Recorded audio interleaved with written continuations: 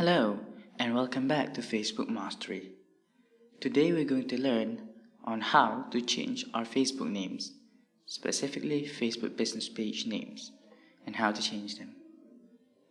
Now first, go to your Facebook page, right?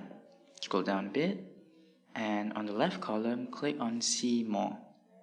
Click that, and then just scroll down until you find About. Then click that. Alright, then you will arrive on this page right here, and then under the Generals tab and the name, as you can see here, click Edit on the right,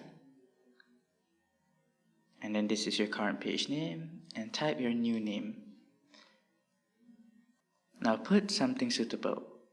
I'll just put FB Mastery. Alright, when you're done, click Continue on the bottom right.